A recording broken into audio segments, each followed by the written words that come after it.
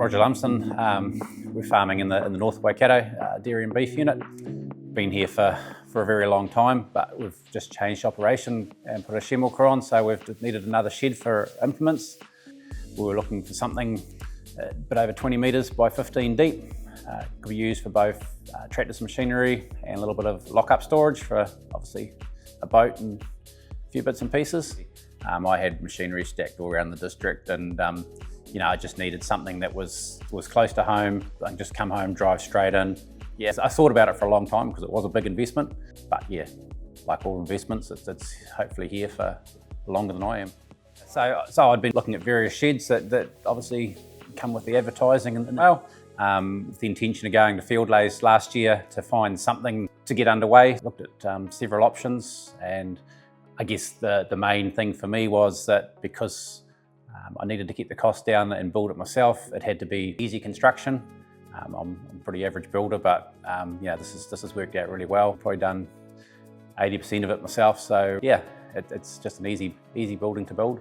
I think just the quality of materials, the simplicity of the girt brackets and purlin brackets and things like that. Like I say, it had to be relatively easy. Yeah, my background generally is in building steel sheds without permits, but because I needed an engineer's ticket and a permit for this one, so I mean, yeah, obviously the guys at Alpine were really easy and really keen to do it, and everything just fell into place.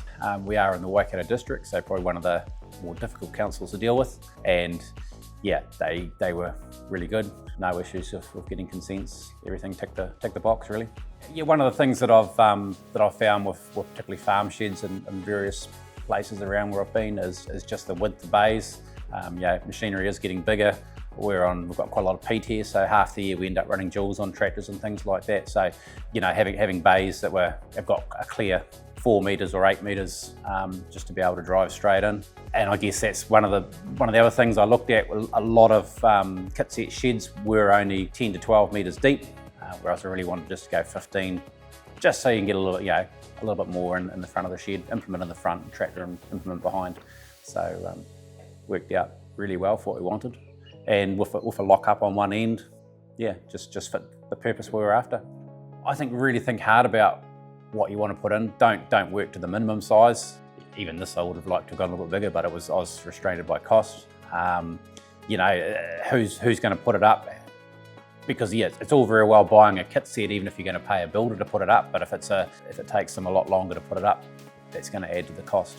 So simple building plans and everything just help out. Phones these days, it's only just a phone call away. So they pretty much kept us informed with where things were at, where materials were kind of at when they were putting the kit set together. It all came as one truck lot, easy to unload. It's just simple all the way. And I had a couple of questions on the plans, so Scott was our project manager, so yeah, pretty much on the phone straight away and had the answers. And if he didn't, he had them in 5 minutes, which was good. So I only had to use them a couple of times, but it's good to know that was there. I'm a happy customer. I have actually spoken to 2 or 3 people since I started this one who have done Alpine sheds. One of them was a builder here because he's put 2 or 3 of them up, and they have all said, simple. So yeah, I haven't heard any complaints from anyone.